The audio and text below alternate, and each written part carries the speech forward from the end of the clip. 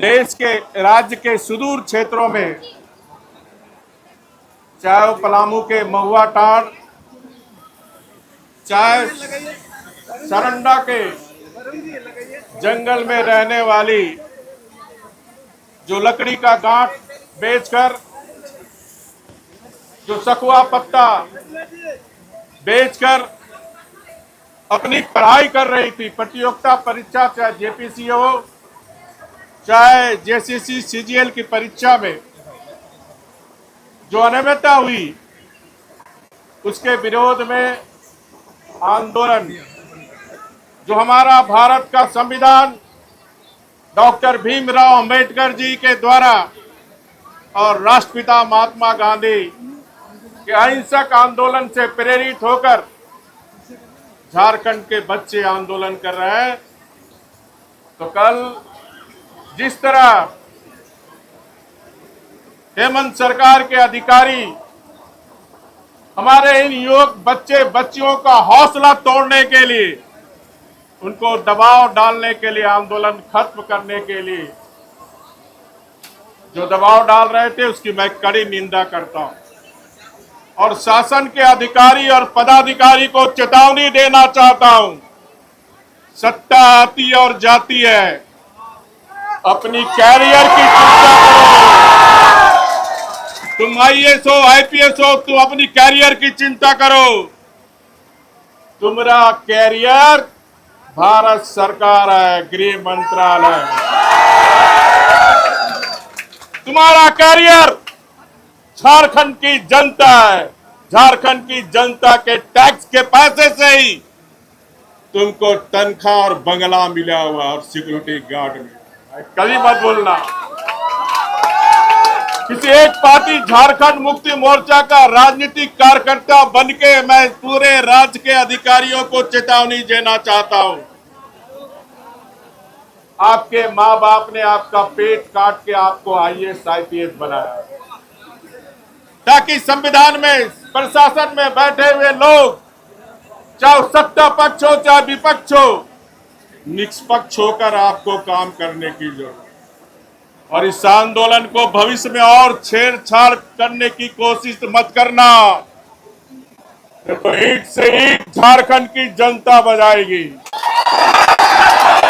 क्योंकि बच्चे बच्चियां, किसी न किसी घर के बच्चे बच्चियां, आज झारखंड की एक एक जनता, चाहे वो आदिवासी हो, मूलवासी हो, चाहे वो झारखंड वासी हो, हर एक बच्चे बच्चियां उनसे जुड़ी हुई है।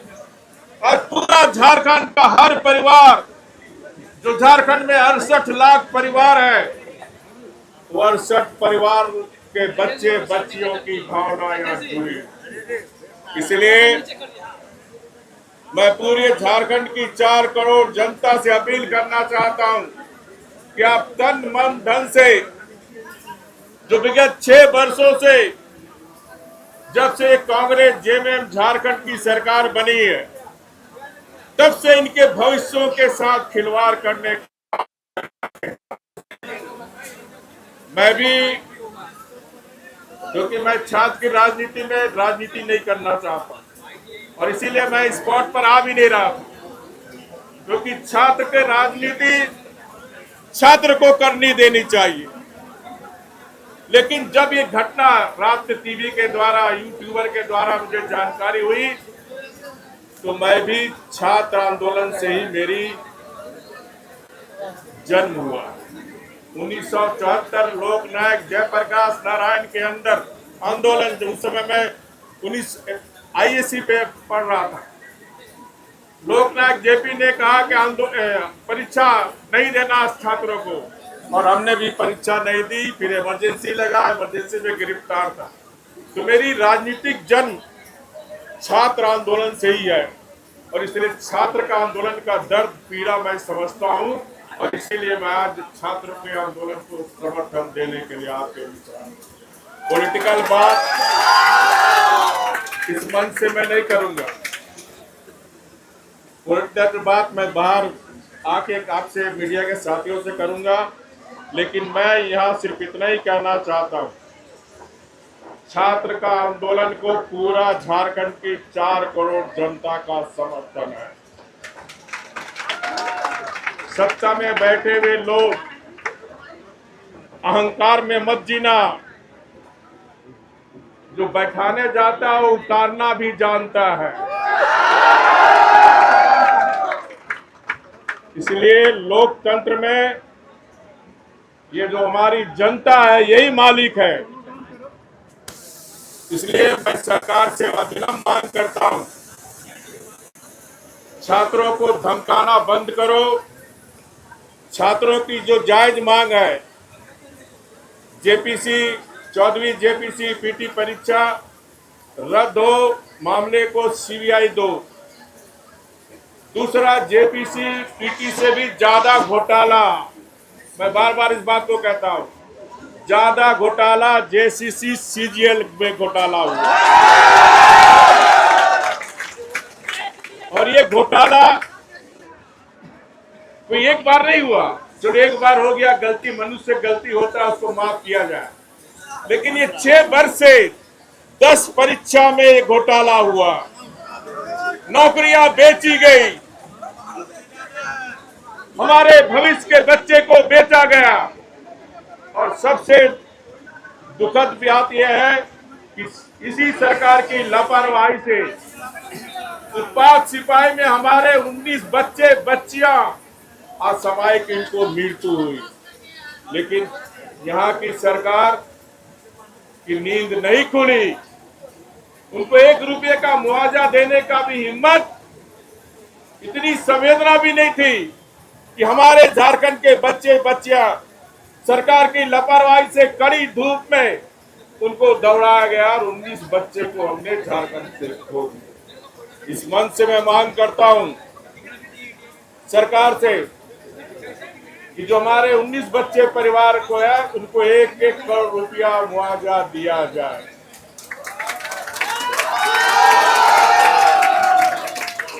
साथ ही साथ एक सप्ताह एक आंदोलनकारी रघुवर दास सरकार को चेतावनी देना चाहता, 1 सप्ताह के अंदर जो हमारे छात्रों का डिमांड है, हमारी बच्चियों का डिमांड है, हमारे बच्चों का डिमांड है, अगर 1 सप्ताह के अंदर पूरे मामले का सीबीआई जांच का आदेश नहीं दिया तो मैं भगवान बिरसा मुंडा में मैं भी अनशन में बैठूंगा। और जब तक बैठूंगा, जब तक हमारे झारखंड के छात्रों का भविष्य के साथ भविष्य में कोई खिलवाड़ ना हो।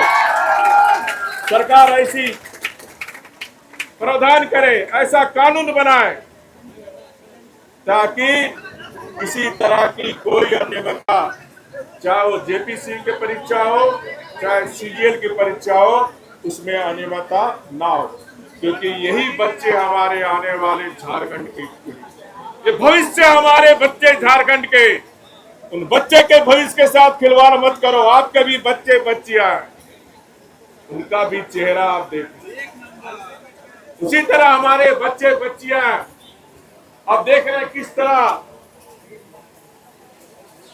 समस्त झारखंड के छात्रों को मांग कर लेकर हमारे बच्चे बच्चियां आज 20 दिन से अनशन और धरना देने का काम कर रहे हैं, भूख हड़ताल में बैठे हुए। इसलिए मैं सरकार से अडंता छोड़कर, प्रतिष्ठा का विषय ना बनाकर अविलंब सरकार की मांग को आप पूरा करें। अगर आप साफ सुथरा है तो आपको जेपीसी और सीजीएल में सीबीआई देने में क्या आपत्ति है। अगर सरकार की कोई संलिप्तता नहीं है तो सरकार को तत्काल, अन्यथा झारखंड की जनता समझेगी कि दोनों परीक्षा में कहीं न कहीं सरकार के शीर्ष पर बैठे हुए राजनेता नौकरशाह की संलिप्तता कहीं न कहीं है। मैं फिर से सभी छात्रों को धरना में बैठे हुए और हजारों लाखों के संख्या में उपस्थित छात्रों का मैं अभिनंदन करता हूं और रघुवर का दास एक दास की तरह आपके साथ हमेशा कंधे पे कंधे मिलाकर चलेगा। मैं आपको आश्वस्त करता हूँ। बहुत बहुत धन्यवाद। बच्चे हमारे 6 वर्ष से और धैर्य से कि जो परीक्षा में अनियमितता हो रही थी, जो भ्रष्टाचार हो रही थी, तो सरकार अब सुधार करेगी। जब छात्रों का धैर्य टूटा तो विगत 20 दिनों से छात्र अपने जायज मांगों को लेकर और शांतिपूर्ण ढंग से, अनुशासित ढंग से आंदोलनरत थे। और हाल के दिनों के आंदोलन को देखें तो झारखंड के छात्रों ने, झारखंड के लोगों ने देश दुनिया को दिखाया कि किस प्रकार डॉक्टर भीमराव अंबेडकर जो संविधान में अधिकार दिया कि अपनी मांगों को लेकर हम शांतिपूर्ण आंदोलन कर सकते हैं।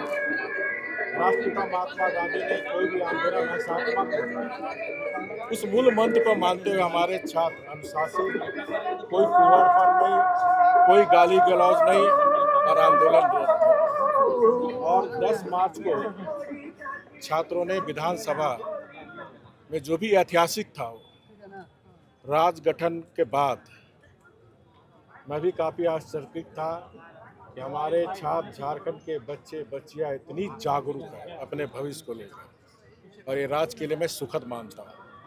तो मैं सरकार से, क्योंकि युवा शक्ति ही राज्य की शक्ति है, देश की शक्ति है, तो युवाओं की भावनाओं को कद्र करते हुए अविलंब सरकार आध्यात्मिकता छोड़कर, प्रतिष्ठा का प्रश्न छोड़कर छात्र की 3 ही डिमांड है।